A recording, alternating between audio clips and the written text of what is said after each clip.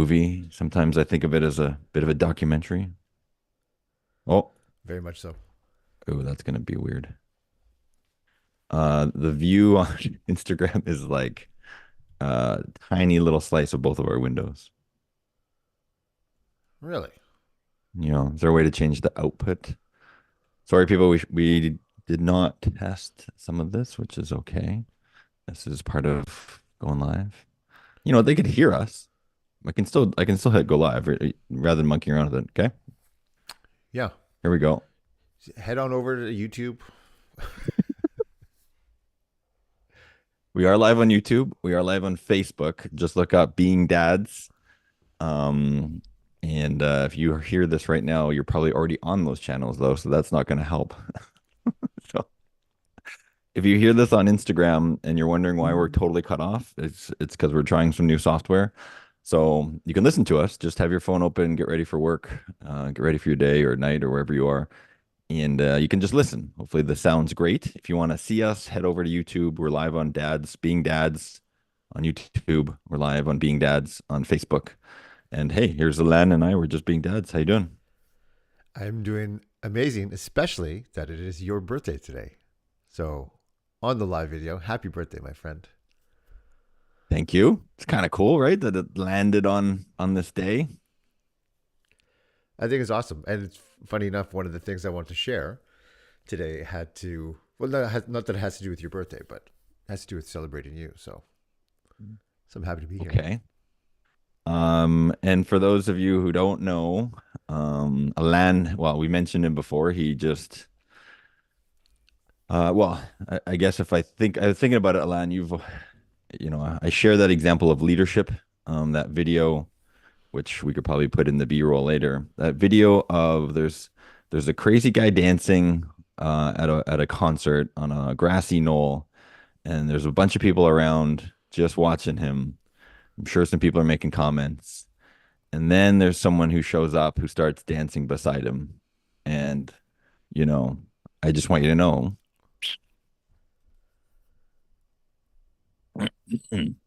you're that guy for me. And I think interestingly enough, I'm sometimes that guy for you, eh? Yeah, absolutely. Yeah. And it's a great video on leadership because, the one guy out there by himself is not leading anybody.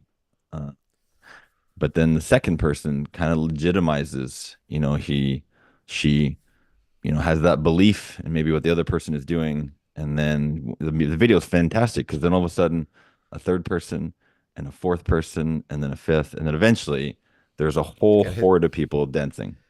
yeah, it just hits that critical mass, and all of a sudden it's like everybody's dancing. Right? It's kind of like holding a line up at the club, right? Like I noticed this the other day at this food fair. There was like no one lined up at this booth, and me and my friend were there doing some journaling and some interviewing, and so we started interviewing the owners of this booth with no one there.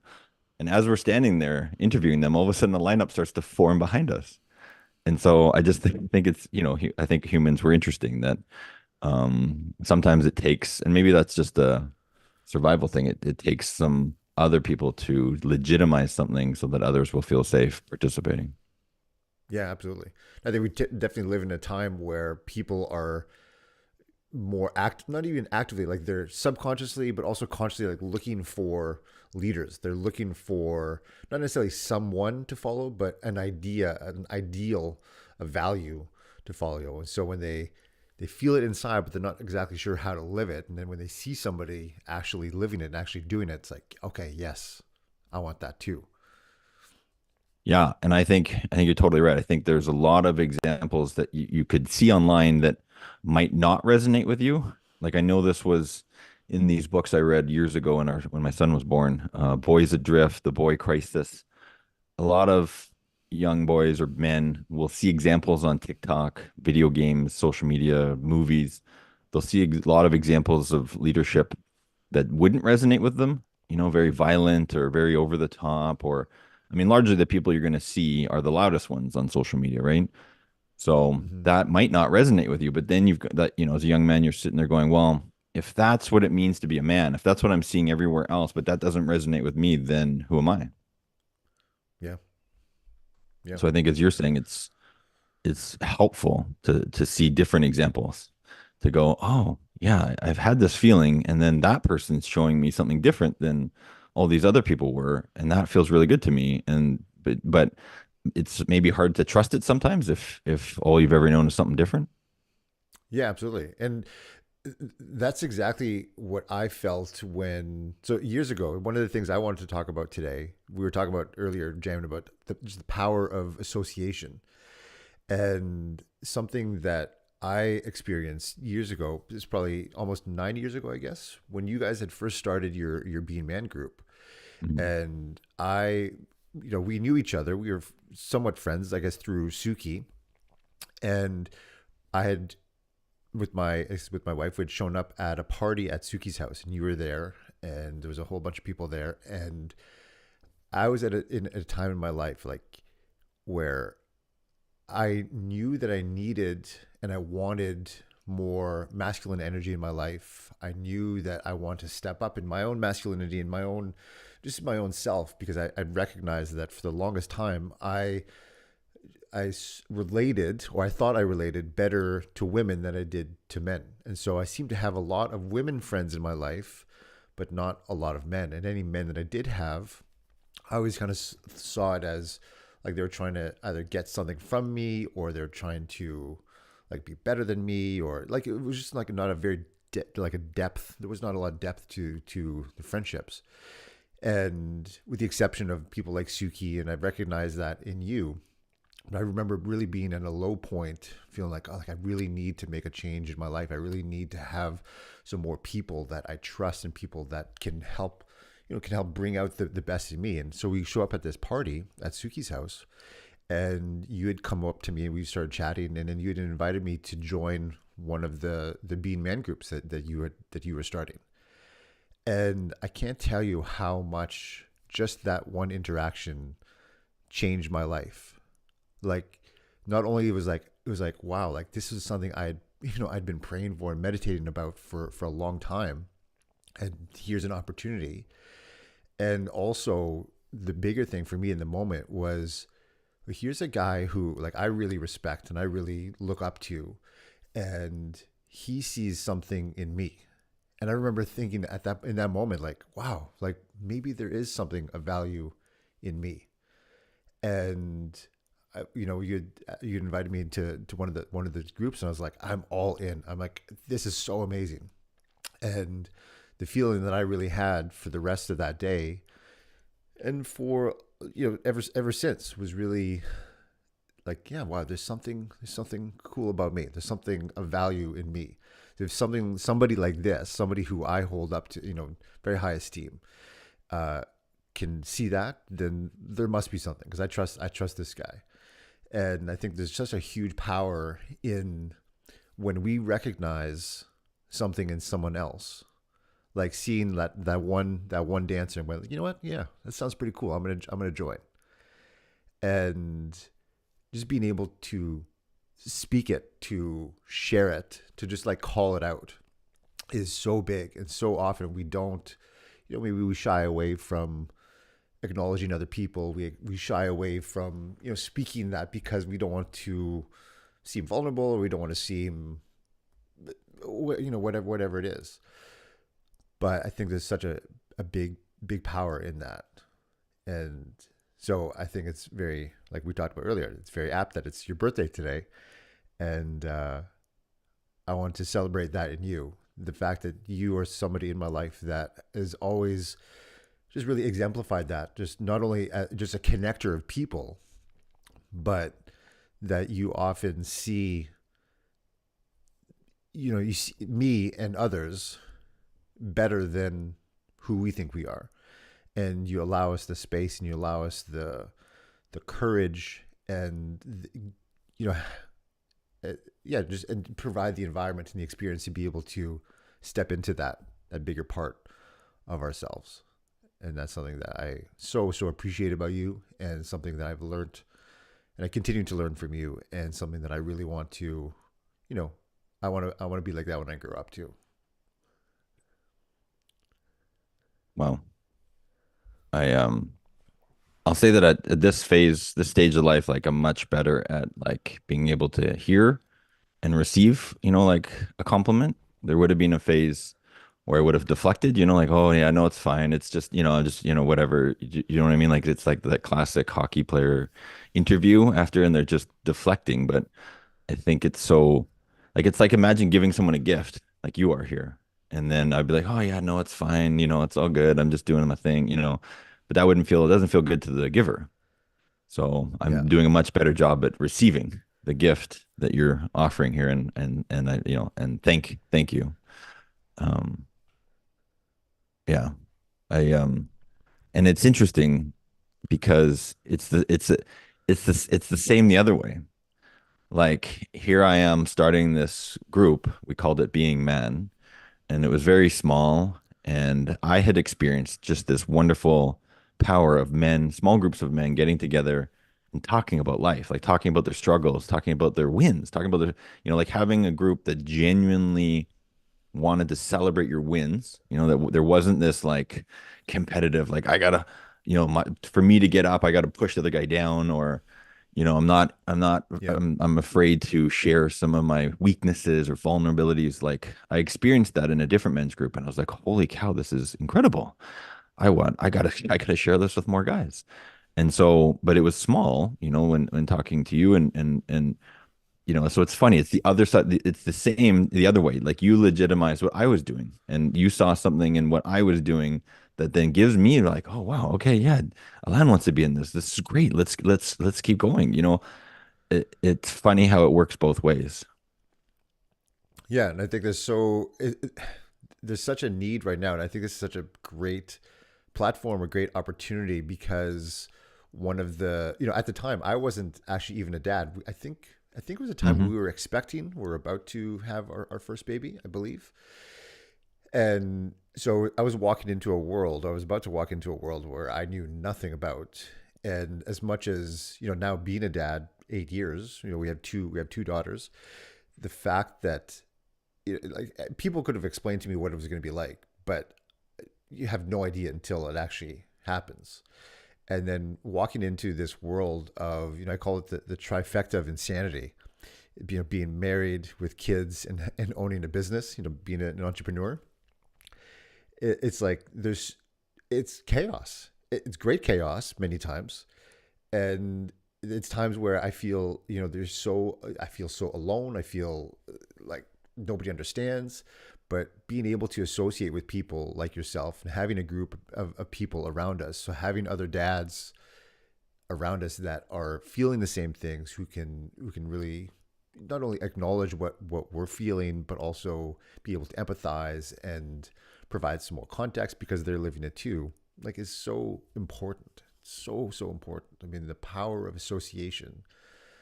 There's that old saying that I'm messing it up, but that we're the sum the sum of like the five other people that we spend the most time with.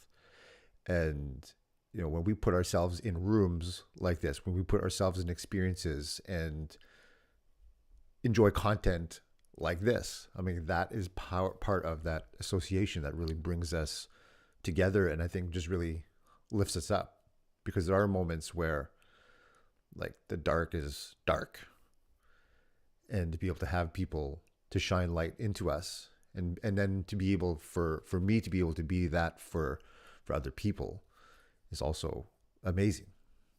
It's like, I know how you feel. I've been there. It's incredible in these groups, right? These small groups, like we formed them, what, groups of five, six, seven, I don't think any more than that. It starts to get a little hard to share. It's incredible how many times, like almost every time you share something like this is like, I'm sorry, this is going to sound weird. I'm going through this thing. But like even the most wildest thing, the guys will be like, yeah, I've gone through something like that. I've felt the same. I felt that even though it might not be the circumstances might not be the same, most often guys can be like, yeah, I've been there. I felt that before, and just to be able to go, oh, I'm not totally on my own here. Like I'm not, you know, I'm not crazy. I'm not crazy, like, and then for other guys to be like, okay, here, I mean, what's really worked is like, what do you need right now? Do you need, sometimes it's just like venting, right? There is there is stuff that we actually hold on to that it's just helpful to just get it out, like just verbally, emotionally. Like kids are so good at this, right? Like they have a tantrum and it's gone. They get it out. They cry it, like they don't hold back. They get it out. I think Mm. there's just something really powerful about being able to do that because as guys, as grown men, as adults, as dads, as husbands, we don't always let people see that part of us. We feel like we need to be strong. We need to show everyone that we got it. And it's great to have a space, and maybe that's important, right? You don't, you don't want to see your kids to see you, breaking down all the time in front of them. But it's great. But if you don't have a space where you can go to, then where do you let it out? So I think, Yeah, and I think what we're seeing is that people let it out in really crazy ways. mm, There's a lot right, of just acting out that happens, and yeah, it's like we see it in our kids is very irrational when they act out. We get it, but when it happens to an adult, it's like okay, hmm, it gets a little bit more, yeah, can create some more chaos and create some more damage as an right, adult. right, right. The daddy tantrum. Yeah, I mean, I'm doing a lot better job of that. I would say earlier on in my dadhood, I wasn't as good at figuring out why I was upset and being able to manage my own emotions and control my own state.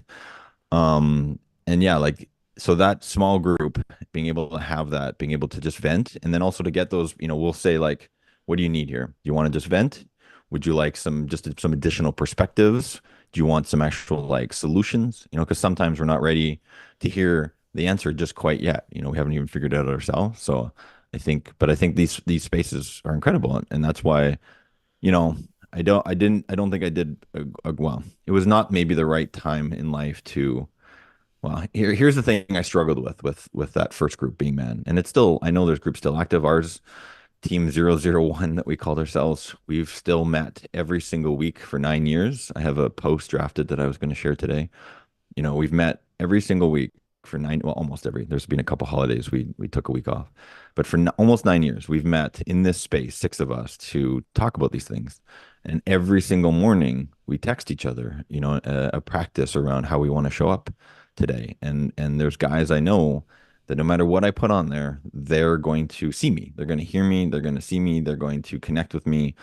And we're, with Jenna on last week, she was just sharing how for some of these, youth that have come from really tough households, they like, it was the exact, I didn't totally get how alone some of them could feel, where no one Mm. in their lives sees them, hears them, recognizes them, gives them any of that acknowledgement, right? And here we are with a group of incredible men that every single morning I have somebody hearing me, seeing me, connecting with me. Like I really am at a place where I want more people to be able to experience this. I really want what we're doing here to be available to more people, you know. Yeah, and I think it's just a beautiful, beautiful venue to be able to do that. So not only people, yeah, because people might not feel like they have the resources or the resourcefulness yet to be able to have a group around them, but to be able to just to hear your voice and to be able to hear that. I think that's one of the coolest things about podcasts is like we've spent so many hours consuming and listening to people that we kind of feel like, oh, like we know them. And that's great that people have an experience that they can share and actually get, have people get to know them. And it's amazing. That this tech, I mean, just, I mean, I took computer engineering in university, and still though, just like all of this stuff blows me away. Like I just like if I just take even one piece of this headphone, this piece of plastic, this piece of foam, any part of it, someone had to engineer, someone had to come up with a design for it. The materials that were going to be used, those materials had to come out of the ground somewhere. They had to go to somewhere else. They had to be refined. They had to all be put together. They had to be manufactured. They had to be tested. They had to be quality controlled. Somehow it needs to then tie in with every like that's just the tiniest piece of this, but like the microphone, the cord, the computer, the software, I mean, it's a miracle that this all works and that people can hear us anywhere on the planet. I mean, that's mind blowing, really. Yeah. Yeah. It's Like so how mind all blowing. of that comes to be. Mm, Yeah, it's amazing. I mean, that Yes, to me is it's like the really cool to genius see of. not even the one part. Like, yeah, so let's say you take the one piece of that headphone, but how somehow we've figured out a way, even though the person that's doing the little piece of the headphone has no connection to the person that's doing like the little piece of like my teleprompter here, yet somehow they all kind of work together.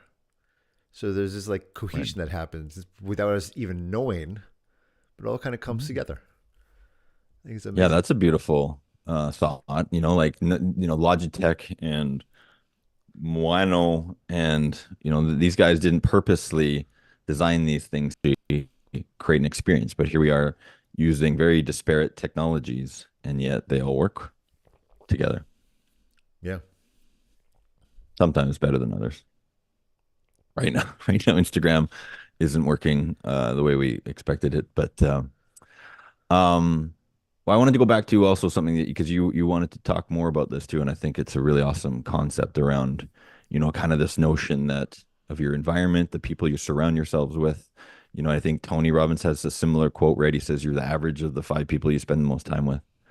Mm. Um, yeah, maybe do you want to share a bit more on, I think you had some thoughts on that or where it comes from or how it shows up in your life.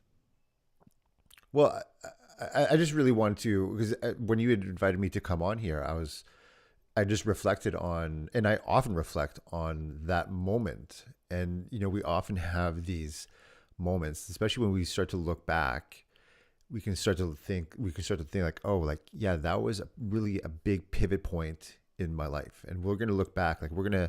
I remember years ago seeing this gentleman, Pastor John, he called himself, and he was an old pastor. He was probably in his late 70s at the time, and he had like all these like tattoos that are kind of like they're just smudging on his arm because they'd been there for so long, and he had told this little group of us. He had said, one day you're going to be on your deathbed, and you're going to remember. You're going to look back and think about the best day of your life. Like it's going to be one of those days. But he's like, but here's the thing: you don't know what day it's going to be. Who knows? He's like, and who knows? It might be today. Right, It might be today. So look for reasons why it could be today. And so often right, we don't necessarily see that while we're in the moment. And yet there are experiences that I know I've had, and I'm sure you've had, where you're in a moment and you actually can sense, like, okay, no, I'm in a moment here. Like, I have an opportunity here. And I remember that very, very clearly at that party that we were at when you invited me to come on into one of the groups. I remember thinking there's a responsibility in this decision that I have right now. Again, Tony Robbins talks about our destiny is created in the moments of decision. Like never let an experience pass, of a time of a critical time without making a decision. And that was one of those moments. And I remember being in that moment thinking, okay, no, I've got to take this moment seriously. And it was great. And then I'm like, okay. And it was great for you to give me that gift, not only of allowing me, of inviting me in, but of inviting me to step up for me. Like you gave me a real gift of, okay, here's a moment. Can you meet it? And I did. And I think it's awesome. And there was a gravitas in those moments when we have an intention with other people, with other men, with other dads, when not only do we just invite them and share with them who we are, but then really invite them in a loving, kind, compassionate way to step into something greater for themselves. And I think there's that perfect blend of kind of the feminine and masculine in that moment when there's a love shown and say, okay, time to step up. This is your time.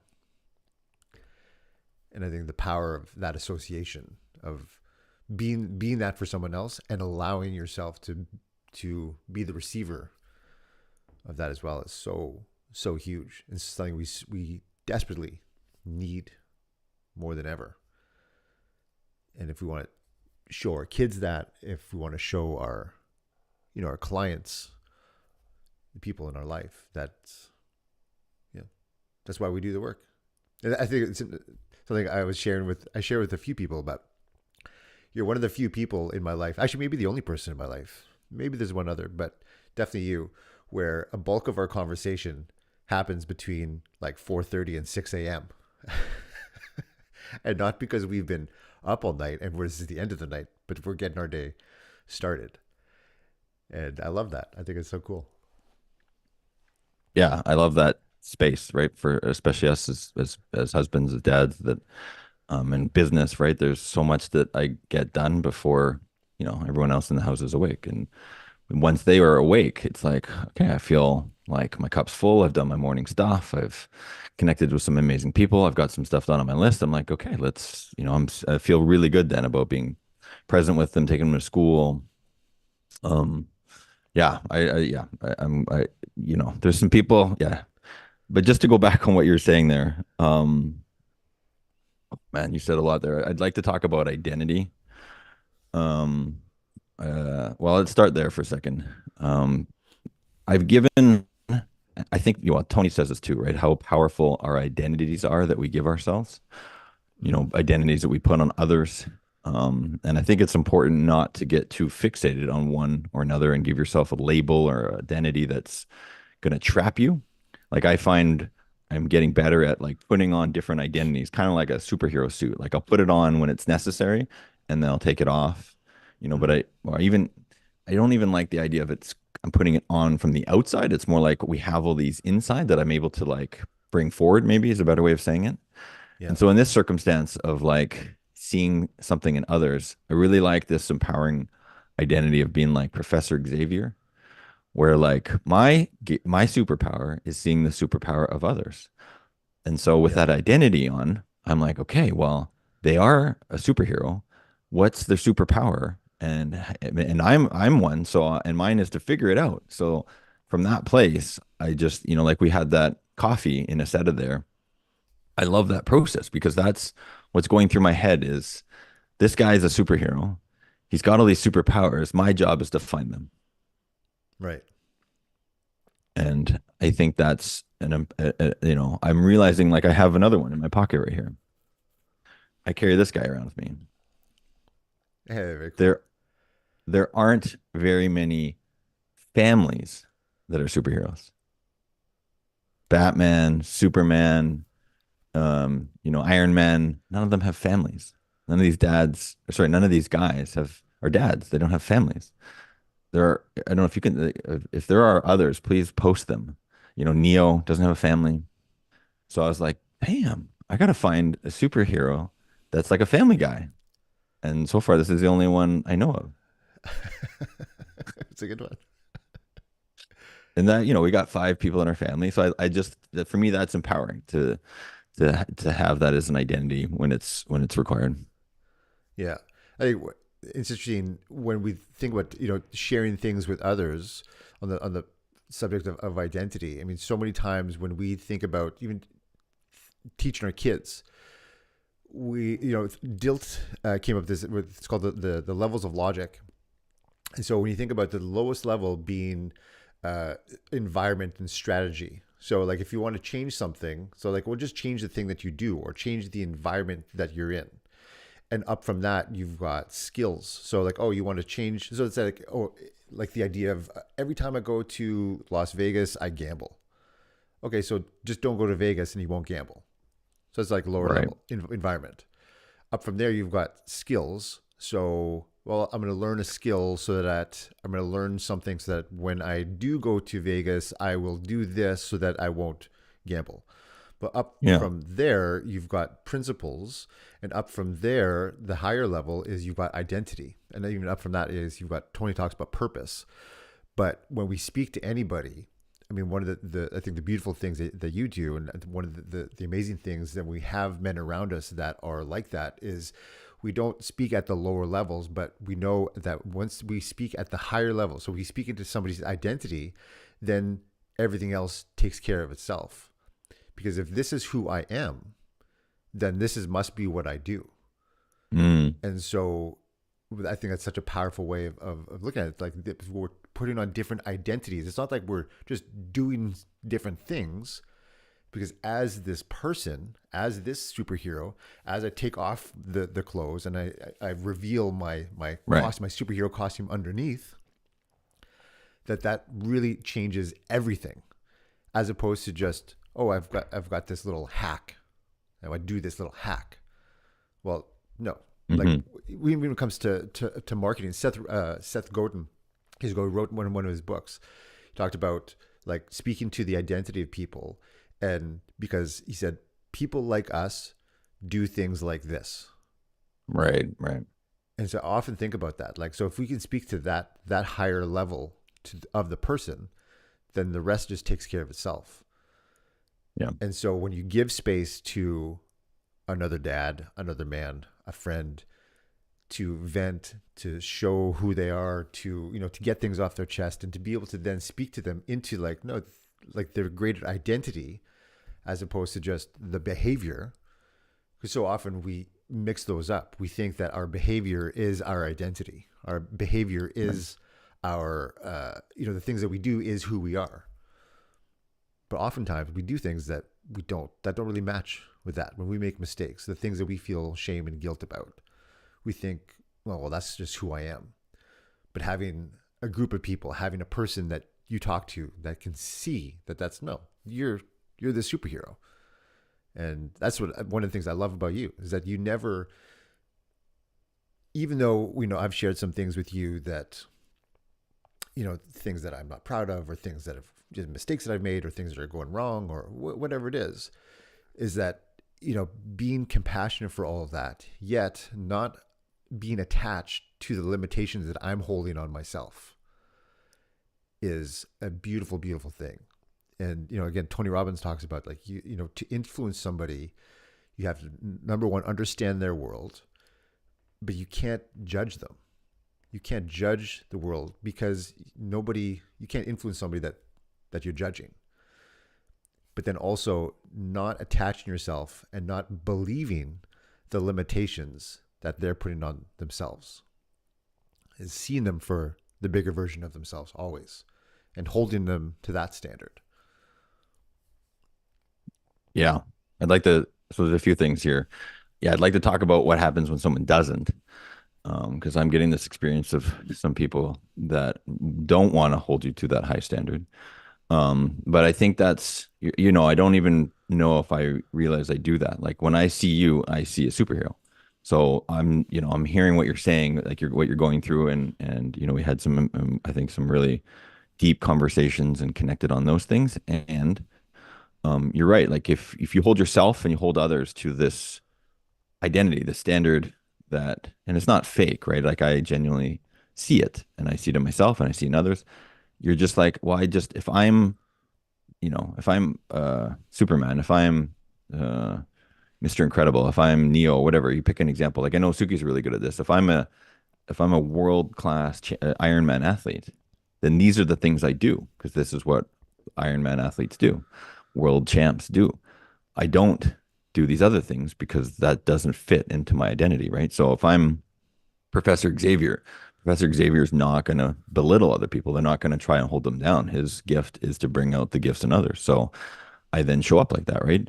And you also mentioned vision and purpose. So you said purpose. I'll put up in that higher sort of echelon: purpose, values, vision.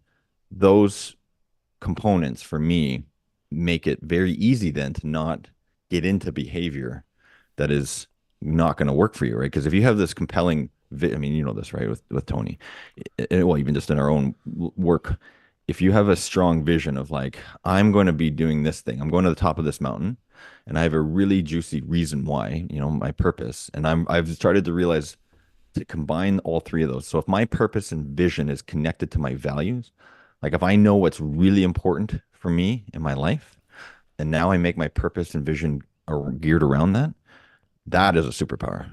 Like I've stopped drinking a lot. You know, whenever my wife was pregnant, I didn't drink, and I've come off alcohol. And it's not like I have a problem with it, but I just know like I feel like crap the next day, so I come off it for a while. But I had, you know, to be off it was about a year ago, and I read Outlive. This is kind of one of those other moments that you talked about. And I want to. Oh, sorry, I'm going to pause that for a sec because I don't want to forget this. So you talked about those moments that you look back on it and you remember. Would you call that like a red pill moment? Yeah, I guess. Well, and I guess for people who don't know, what describe a red pill moment.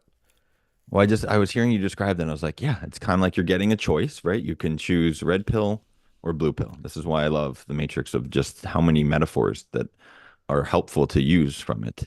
And in my world, and I've got a big painting on my wall that one of my kids did that says, I took the red pill. You know, I've chosen, so in sort of the metaphor of in the movie, the red pill for me is getting into the depth of things. It's not, you know, skimming along the surface of yourself and others in life. The red pill means that you're willing to look at, you know, your own stuff, like your own shadows, your own greatness, your own stories, the stories that we're telling ourselves. Like it really means for me going deep and doing the work within ourselves and then having that show up and be reflected in others. I mean, I don't know, that's kind of it for me. Yeah, Dr. Andrew Huberman talks about and I'm going to mess this up because I don't exactly remember all the terms, but he talked about some research that was done where they found there's a part of the brain that in people who have a big longevity and who are have been able to do and keep up with great health and fitness over the long term, that there's one thing in their brain that is actually highly developed, and that is a part, and I can't remember the name of the part of the brain, but it's activated when people do things that they don't want to do, but that are good for them. And it made different that it's not like if you want to do it and it's good for you, that doesn't activate that part of the brain. But when you don't want to do it, but you push through and actually do it, then it does. So it's like were presented, and we live in a world like we're talking about this technology. Like we have everything. Right. I mean, this is Available to I us think all the time. yeah, even at the lowest level of even if you feel like you have nothing, if you're listening to this, you've got something, you've got a lot because you Sure. have this amazing technology. Like we live in a time where things are so easy, and in that easiness, even if we think things are hard, like if you've got a roof over your head, if you're able to scrape a couple bucks together to get some food, like the fact that you're able to actually have that, like you don't have to go and hunt, and you don't have to like figure out how to stay warm tonight. Like that's a big thing that we often just take for granted.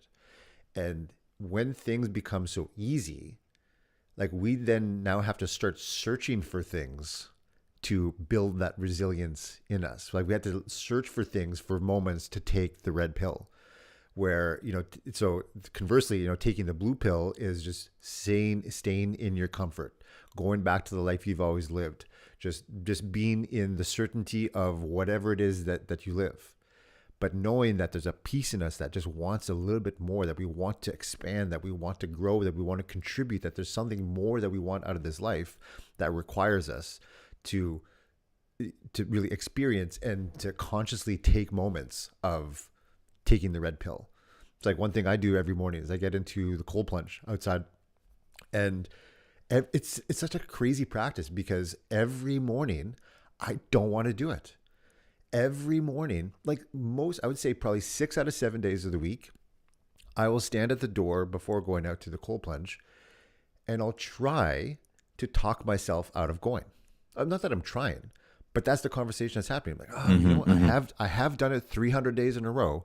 I could probably miss one, and it won't be a big deal. Oh, I'm already really cold. Maybe it's not good for my health if I go out. All of these bullshit conversations that happen in my own brain. But every day I've done it, and every day I'm so glad that I did. And it's like it's consciously saying no to the voice inside of me that just wants to stay where I'm at. And yeah, so choosing. and creating moments for ourselves to get to choose the red pill, because it's so easy to not have to these days. Yeah, totally. Total 100%. You know, and I want to make sure I don't forget my where I was at with that. But yeah, I'm having this lived experience of how hard. Like I've been sharing some embarrassing videos and stories on my Instagram about trying to catch crabs. And my son and I, he's been really interested in fishing. So, he's learning what tackle to use and how to tie the knot and which hook to use and how to cast your rod and all this kind of stuff. And I'm learning how to, crab and trying to find out where they are and what they like. But I was out there and it was like, I've had some really actually challenging times trying to crab. And after one really rough morning, like the waves were super big. And anyways, it's under my Instagram under damn crabs. um, I was like, man, imagine if I had to do this every day to feed my family. Like I'm coming home empty-handed. I caught a starfish. I don't think they're very good to eat. My son, we haven't caught anything yet off the boat, and it's not my boat, but it's this club I joined. Um, but like imagine him and I have been having these chats. Like imagine if we had to do that every day to survive. And I know there are people that do that. I mean, that was Mm-hmm. just a really big wake up call for me to be like, man, look at all this food that I don't have to grow, that I don't have to hunt, that I can just go, I don't have to go anywhere. I could just order it to my door. Yeah, yeah, I it's mean, that's become blue pill. very easy. I Yeah. mean, the blue pill of just boom, Instacart shows up on my door. I don't even know. It would be so easy to lose connection with where all that food actually even came from. Like no different than this technology. This the same thing with that food. Like where did that tomato actually come from? Right? How many kids nowadays know what it's like to grow? Like growing tomatoes can be tough. Like we've tried. Like you need a lot of things to make these things happen. If you need a lot of knowledge and experience and wisdom and soil and sunlight and water, and then you need to anyways I could go on and on with if you just looked at any grocery cart, like the depth of where all those things had to come from, all the people that had to make those things, the containers, the food itself, I mean there's an incredible amount of humans that have gone into putting everything that's in that cart together, Yeah, it's amazing. Yeah, and somehow, like we are talking about the technology stuff, somehow it all kind of comes together. right? Yeah, and We've the got a person that's shopping cart picking a full of tomato stuff. isn't necessarily isn't necessarily thinking about the step of how it's going to get from your fridge to your kid's mouth. But somehow, Right? all those pieces kind of just fall together, and here we are.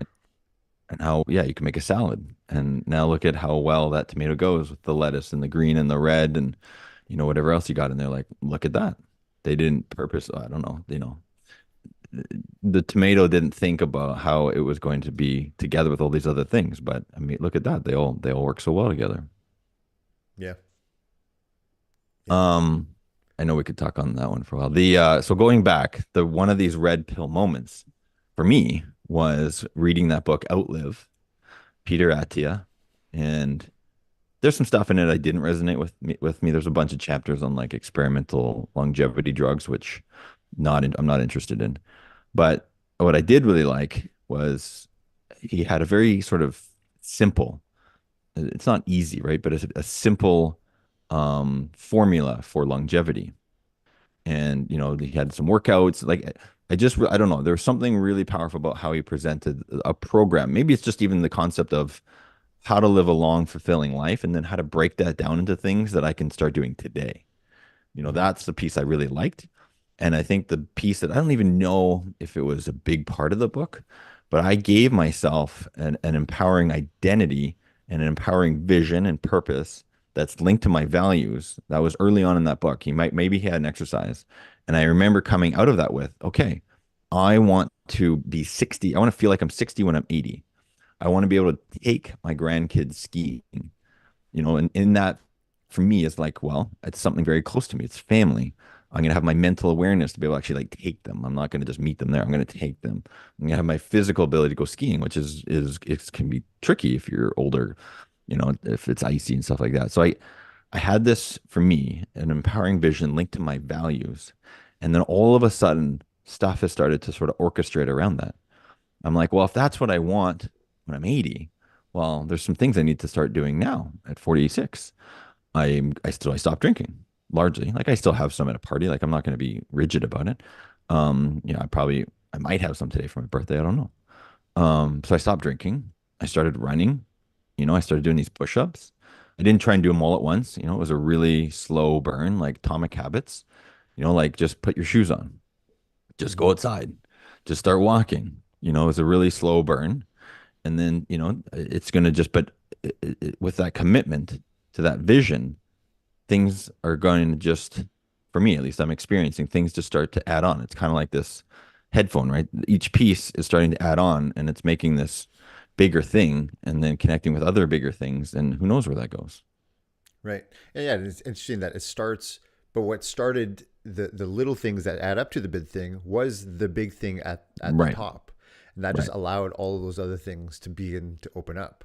I mean, think about, when we were like when you were young, when you thought about being 46, like did you think about you the way that you are now? Or what did you imagine 46 would be like when you were a kid? Or what do you think 46 was when you were a kid? So, what's been interesting? Oh, yeah, I know that, if you don't have great examples, I remember in some of these conferences too, right? Like what normally people would think about in terms of someone who's 80, maybe or 90, right? If you live in a community, you live in a world where most of the 80 and 90-year-olds are in a home or in wheelchairs or whatever, or not even alive, then that's what you think 80 years old looks like. Hmm. But I think in my world, it's interesting that you asked that because if I think of, well, I'll go back to your question in a second. If I think of like 80-year-olds, 90-year-olds, like in the Japanese community, part of my ancestry, they live a long time. I was just in Kyoto a couple months ago, right? And there are people in their 90s cycling down the road, a lot of them cycling down the roads. I saw a guy, he must not have been able to see very well, an older gentleman. He was running tethered to his young, maybe daughter. So Oh wow. he had like a leash between the two of them. So he's running on this path and she's got him making sure he's not going too far off the path. And I saw these older guys playing baseball in the park. Like that's if you live in that environment, you just like, oh, that's what 9-year-olds do. They play baseball, they go on, they run, they bike. So I think it's really interesting. So to answer your question, I have this vision of a dear friend of mine from elementary school, Todd Pelly, chiropractor. Do you know him? Yeah, I know Todd. Yeah, North, great dude. yeah. His dad was a vision of someone older for me, like maybe he would have been 46 or somewhere in that age range. His dad was super fit.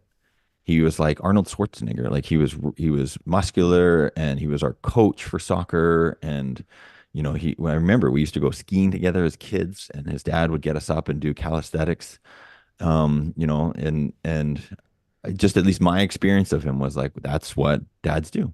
It was another example outside of what other dads did in my world. But here's a dad that's looking super jacked. I mean, not like I think he was just fit. You know what I mean? Like he didn't Hmm. wasn't like going to the gym just to have big muscles. No, he was just really fit. He ran a lot. So I don't know. That's someone in my life, and I've been thinking about him lately. He's got a plaque, as a memorial for him on the seawall here in West Vancouver, right?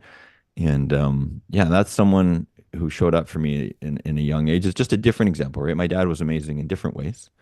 And Ted was this guy for me in terms of like, oh yeah, I could look like that when I'm 46. That's so cool. Yeah, and today we live in a world where it's we there's so much more examples of whatever it is that you want to see. I mean, you But yeah, think about yeah, there was whatever it the is that yeah, or you get shown, you don't even know what you know, but there's so much that the algorithms will just keep showing you stuff. But sorry, go yeah. ahead. Yeah, like I think, but there was a picture that was circulated online. It kind of went viral a little bit for a while. They showed the women from the show The Golden Girls Oh yeah, when it was on TV, like in their heyday. I watched that Uh, as a kid. yeah, and those women were all in their 50s. And then they also showed a picture beside it, just juxtaposed to it, the people that were in the reboot of Sex and the City. all those women who Okay. were also in their 50s. But the image of the golden girls in their 50s, like they call them golden girls, like they're in their golden ages. Yeah, like they were portrayed as old women. They're in They their were in their 50s, 50s. Really? in their early 50s. But Okay. the perception back then was that they were older. But the perception now is very, very different. I mean, I see you get an example like a a more international example. You've got a guy like Robert F. Kennedy Jr., who's running for president in the United States right now. The guy's 70 years old and he is jacked. Mm-hmm. Mm-hmm. Like that's what's possible, and I find Yeah. it amazing. I think it's so great. Like not only you had an experience when you were younger, we also have the we're exposed to so much. We start to see like, oh, like there's something different that's possible now Right. Yeah. If than you than if you're we looking for it, we thought. Yeah. yeah, if hopefully the algorithm's mixing in stuff from other parts of the world instead of just showing you the same stuff over and over again. I'm gonna look that up. That golden because what I also think about is back then the women aged. I think of those gals and the Golden Girls. I feel like they would have been aging very naturally. They weren't dyeing their hair. They weren't, getting any sort of edits to their face or their bodies.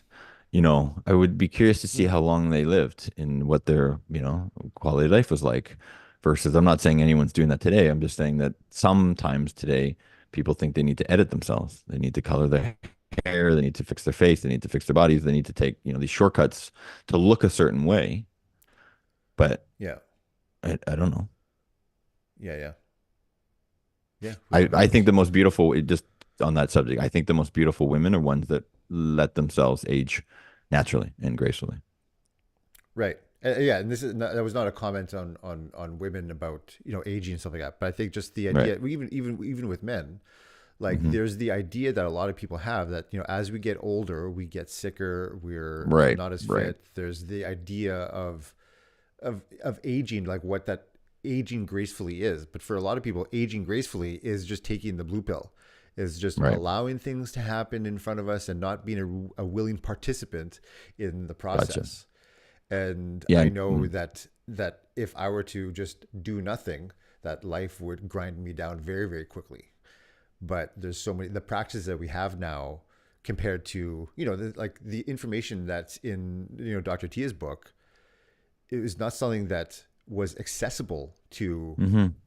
to the masses even a generation ago. Right. And now with things like the internet and things like people are getting smarter to that. And so now the idea, I think it's cool to see the idea of aging gracefully is being reframed. Yeah. Yeah. Yeah, you're right. Sorry. Yeah. So then what you were sharing there is, yeah, that's putting an identity on this is what it looks like to be. These are women in their golden years that are in their that are 50s. That's, what do you call it? That's limiting, right? That's saying that that's giving petite people a potential identity or label or, your presupposition, what do you call it? Presupposing that that's what it means to be and looks like and when you're 50 you're in your golden years. But versus you could create a show of the golden years being people in their hundreds and tens. Yeah, yeah. So Hmm. yeah, there's a show that I'm thinking about. It's an animated show on Netflix called F is for Family. Is written Okay. and directed and kind of stars Bill Burr, a great comedian that I love.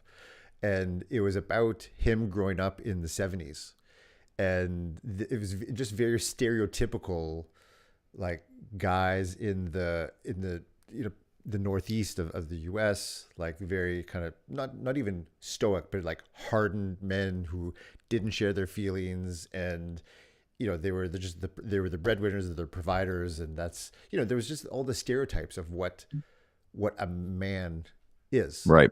Right. and which is okay, sure, but it's so fun to be able to now see the reframing of all that, of what at the same time that we see men and masculinity just being shit on and being degraded into something that it isn't. At the same Right. time, you've got people who are really emerging and evolving out of that and seeing like a bigger vision, a bigger identity, greater values for what that all means. And to bring it back to what we were talking about earlier, it's so important and so key that if you see that for yourself, and for me to see that, and for me to want that for myself, I can't want that for myself and do it by myself. Mm. Like I don't have the resourcefulness or the skills or the know-how to be able to just be in this life by myself. I need men like you. You need men like me. We need each other to be able to get through this, so that in the moments, those times when I doubt myself, the times where I do just feel the darkness, the times where I do need a cheerleader, that I have someone. When I do need a kick in the butt, I have someone. When I do need somebody to raise up, when I do need somebody to, to be able to speak life into, that's there.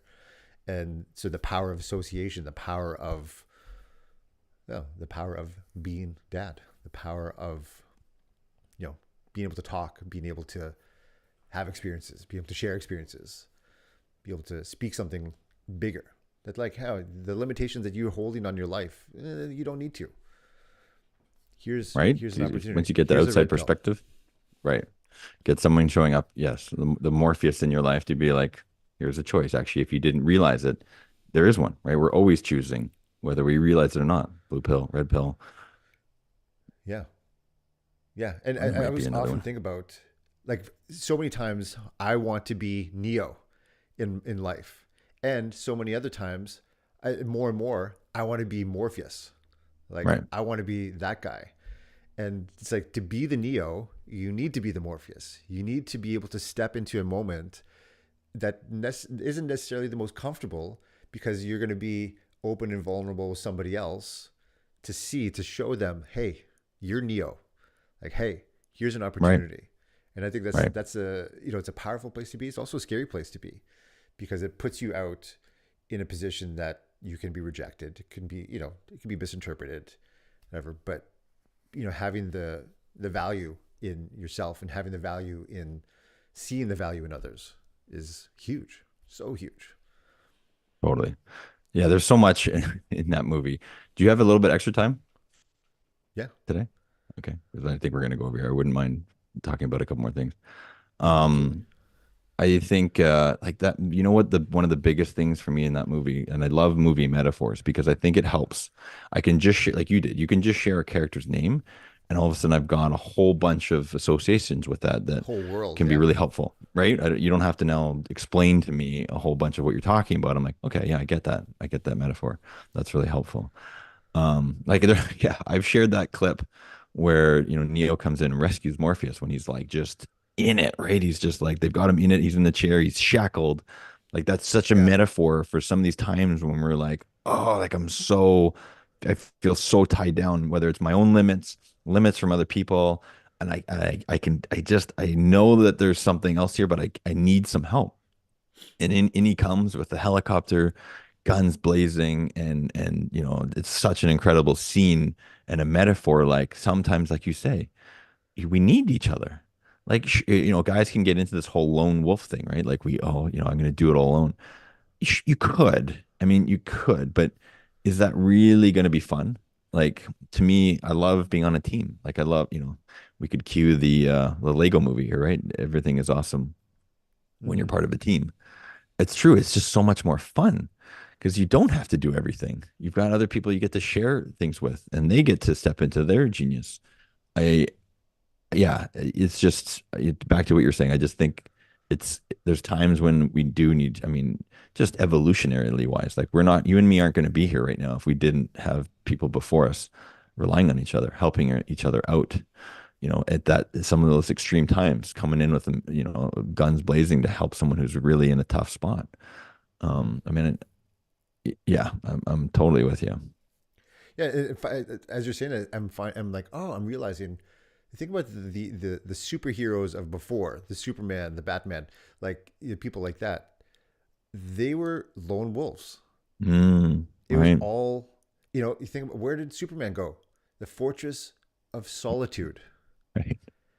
Like, it was a very Batman. Very This is a very lonely existence, because it Dark was in his them cave. against Yeah, the world, and that right. was it. And they kept who they actually were Mm, secret. The right. people, right? And what a brilliant, like when you think about, so I guess as an aside, if anybody's going to continue listening to this, or if you've been listening this far and you have not watched The Matrix, it's time. There's going to be so many spoilers, and there'll be so many lost references if you haven't seen it. So just do yourself a favor and see it. Yeah. But how Neo as the protagonist and as the hero is just as much the guide when it comes to Morpheus as well. Like the how much Morpheus plays such a pivotal role in the whole story, Right. right? And in times is the hero in the story. And so it's not just Yeah. about Neo. It's not, and I've noticed this interesting thing too. So I love that. I love that awareness of these lone wolf superheroes that we grew up with, right? And we wonder why, oh, well, we think we need to do it all on our own. Right. I've noticed too, like the hero's journey, I've said this a couple times now. The hero's journey we get told is the one hero. It's Neo, it's Superman, it's Luke Skywalker. It's the story of the one hero, right? Even Neo's name, an anagram for one. Mm-hmm. Um, but like you're saying, and I've started to realize this, if you go and follow any other character and have their story told, they're on their own hero's journey. Mm-hmm. Trinity has hers, right? And she comes and wakes him up. So there's that whole piece. Like Neo doesn't wake up if she doesn't come and knock on his door. Not she didn't do that literally, but virtually. Anyways, Yeah. but like Star Wars is doing this now, though. They're telling all the heroes' journeys of all the other characters, Mandalorian and Han, and so you get this really interesting thing of everyone's heroes' journeys all starting to intersect. Just like we were talking about with all this stuff, each all independent, but if you can take a step back and see how it actually is all connected and all working towards something greater, I don't know. There's something interesting and special about that. Yeah. Yeah, and sometimes the hero being the hero in our story is intervening in someone else's. And like you said, your superpower is to see the superpower in others and to bring out the superhero nature, the superhero identity in another. Hmm. And so, yeah, so like we at the same time as we live in this world where with social media where everything is just very myopic with like this is me and me, look at me, look at me, look at me. Like we have the opportunity as leaders, as dads, as men, as husbands, as business owners, as people to really use that platform to just shine the light, shine the mirror back on each other. Right. And there are Yeah. Look at times you. when it's time for us to shine, and there's times for us to Sure. to shine our light outwards. Yeah. Yeah. I have a lens of when I see that like outside in, like look at me, look at me, look at me. That's people trying to get something. Like it's outside in. When they make it about themselves, and I hear like I can tell in their language, I can see in what they're posting. When it's outside in, it doesn't resonate with me as much. It's not right or wrong. It just doesn't resonate with me as much. But when you're truly in a place of service, it's not about you. When you've done the work where your own cup is overflowing, you don't need anything from the outside. So therefore, Mm-hmm. you're able to be in a place every single day of just giving. Like I'm here to serve. It's about you. It's about us. And when I see that energy inside out, that resonates with me a lot more. When I see someone just, even some people I've now been connecting with recently, they could be in a really tough spot financially, emotionally, just physically, and yet they have such an inner strength that they still can show up and be like, how can I help you? Not from a place of like, I know there's also a place of like where you could do that where it's detrimental to yourself, where you're taking away your what is that, like the Like your martyr, martyr. yeah, there's that. I've done that too. That's not what I'm talking about. It's coming from a place of like, I'm good. Like, even though some of these other things are really tough, I'm good. I got this and I'm here to serve. To me, that's a superhero. Yeah. Yeah, and I think it speaks to, Tony Robbins teaches, the six human needs, the first four basic being the needs of the ego or the needs of the self, Mm.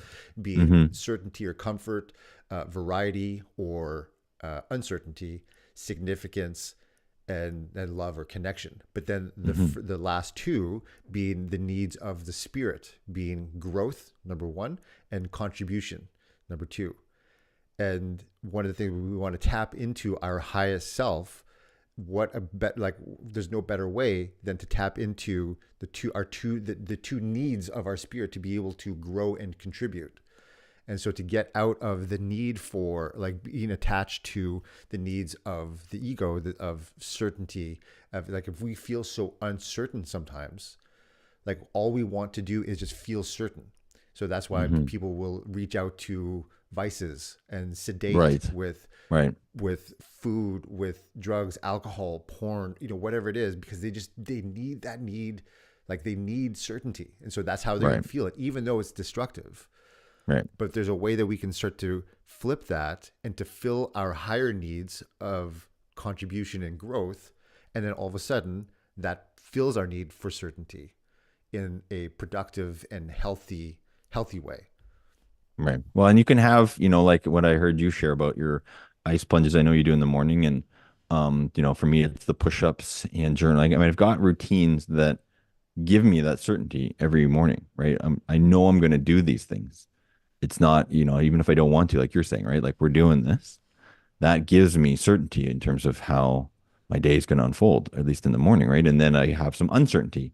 I have stuff on my calendar that I make it fun, like my runs and my weights and flex. I do yoga, weights, run, and spin right here. And I give myself the uncertainty though of when I'm going to do those things. So I don't plug them in, and it's not rigid, it's not consistent. I'm going to allow it to flow. So I just find that you can create those states that maybe the ego needs, and do it in a way that's a little more productive, not destructive, as you were saying with addictions and stuff like that. Mm-hmm. Yeah, beautiful. Well, I think we're doing this backwards because we didn't even do a proper introduction of you. So we're going to do it at the end, and those that really needed to hear it will be here because I've let go of, I've surrendered to trying to get a bunch of likes, and follows. I mean, that part of that's the significance, right, of the ego, like you talked about, right? The third level of the ego is I want the people who need to hear us, who want to hear us, to hear us. Like you had liked, I've shared the story a couple times now. I created what I thought was a clever post with a quote on it, and two people liked it, right? And I was like, really? Like, I thought that was pretty good. But one of them was you, and you would send me a message even. You're like, oh my God, that was like the perfect thing I needed to hear right now. And I was Yeah. like, okay, I don't care that a million people didn't like it. You heard it and you liked it, and you needed to hear that at that moment. I'm like, maybe that was the exact reason why I needed to post that, right? It didn't need to be for everyone, it just needed to be for you. But how would I know that? So I've surrendered to you know, needing it to be about vanity metrics, and more so getting into the depth of in conversations like this that, again, fuel my soul. Like I feel like we're growing already in this call. I've learned a lot from you. We're contributing hopefully to other people if they're still watching at this moment. And I'd like them to know more about you, which we didn't do at the beginning. So you don't put doctor ahead of your name, which I see a lot, but you are a doctor. You come from a big family of doctors. You're a family guy. You put yourself in uncomfortable positions. You're like Batman, which I'm going to shoot some videos with him about everything he's got behind the scenes here that you can't see. I mean, he helped me with my setup, which is 1/100th of what he's got. And you've got some great stuff that now you're sharing with other people. So maybe you could just talk a little bit about yourself. Brag. I give you permission to brag a little bit. Well, I guess Put you on the I'm spot. just somebody who I love being curious and I love creating experiences, and so I love this platform. I come, like we said, I come from a family of chiropractors.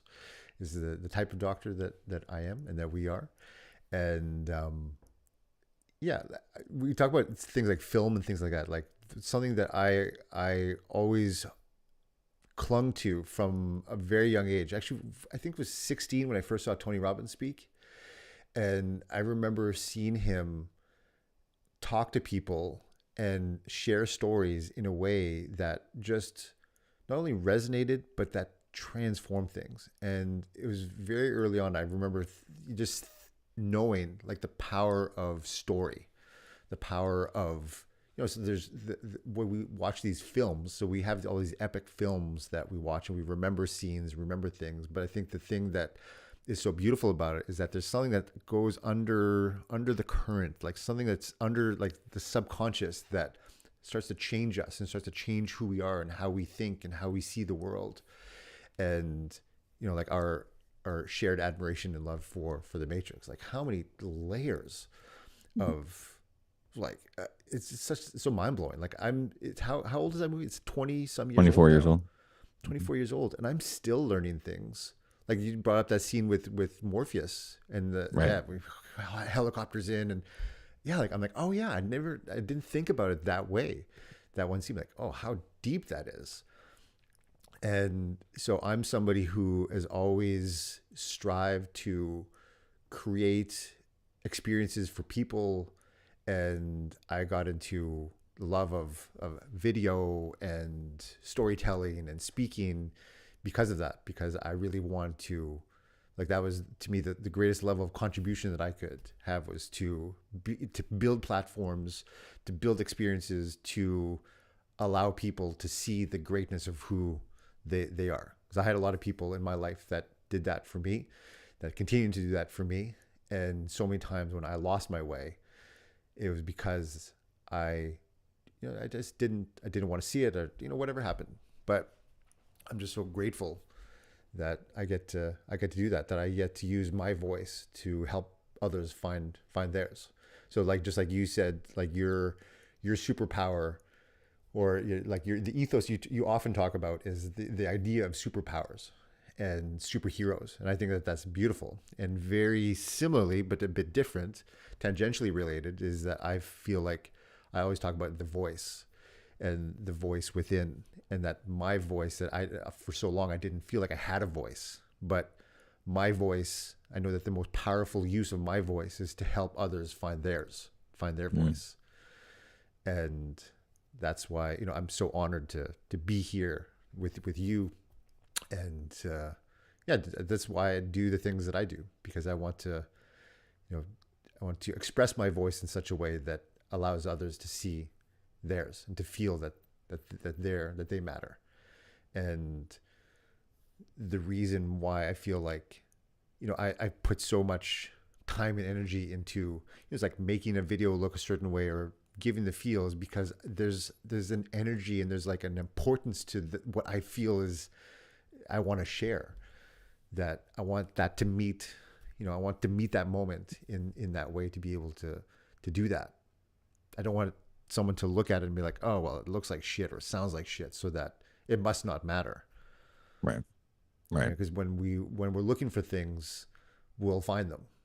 And so Right. often we're either looking for things to, to do things, or some things to not do things. Like, oh, I went to go sign up for this program, and oh, the website took like 2 seconds to load up, so it must be a sign that I shouldn't do it. Right. Yeah. Sure. Sure. Right? So we're always, if we're looking for ways out, we'll find a way out. Yeah. So you And want so to I'm make it trying as to easy as squeak out possible any for of those people. reasons why you Yeah. can't watch, or why you can't listen. But that's a really good lens with business, right? I remember one of my mentors saying this very early on, or maybe it's in a book, like be easy to do business with. Like make that site load fast, right? That's what Google's obsessed about ever since they built their first page of search, right? Was speed. Because people are, I'm not sure the right word, but and it's this book, The Diamond Cutter too, right? The Buddhist way of doing business is to really pay attention to those details too, and not frustrate people, and to serve them, because that's, like what I hear and where you're at right now is it's all about contribution, helping others find their voice. So you've got a program that you're doing, right, for people now around this, yeah? Yeah, it's called Transform Speaking Academy. So we're just teaching people not only to be public speakers, but to be transformational speakers, meaning that we use our voice in such a way to lift others up, whether it be communication one to one to many, live, online, in person, online, whatever it is, that we have an opportunity to, because we think about communicating with others, the idea that we want people to either do business with us or do something with us or join us or whatever it is, whether it be professionally or personally, that we do things with others because we know, like, and trust them, right? An idea of trust is, I think, really big. Something that I learned from one of my mentors. He called it the trust trinity. I call it the trust triune. Now, Mm-hmm. Mm-hmm. Trinity, you'll love this. Mm-hmm. But the idea that when we want people to join us or do business with us, they need to trust us, the messenger.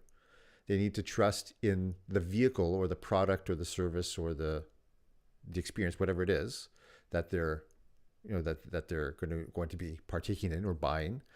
But most importantly, what with so many programs and with so many teachings miss, and what I want to provide is the third piece of trust, which is trust in themselves. Is that they see themselves as someone who can, like, oh, I can do this, I can have this, I am this. So the thing that I often repeat from Tony Robbins is that it's in me, as me, is me, Mm. and to provide that level of trust, to give that to to speak in such a way that allows people to see the greater identity within themselves, to call out that greater identity and to speak to that level, not just like, hey, here's a widget that I want to sell you, Sure. but here's an identity that's bigger, that you can live up to, that you can step into, and here's how I'm here to help. Awesome. And how do people find this program? Well, right now it's just on. Well, it would be just you search me on social media. Alain Desaulniers is where I share a whole bunch of stuff. The website is dralain.ca, which is the for my program. But yeah, We'll put that in the show notes. Um, awesome, man. Well, I appreciate you. I appreciate you in my life and all that you've done for me. Appreciate you being on here today. Appreciate all the help you're doing with our podcast here and getting these messages out, getting our voices out, doing it in ever more creative ways as we've done today here with a whole new look and we're feel. getting there. Apparently, Instagram has said that it says we suspect. I just flipped over my screen to um, it says scraping warning challenge. We suspected automated behavior on your account to prevent your account from being permanently disabled. Blah blah blah. So Ooh, not sure what's going on in the tech world these days. I'm getting stuff taken down left, right, and center. And here I am thinking I'm doing a good job and sharing some good stuff, but apparently Facebook and TikTok don't agree with me.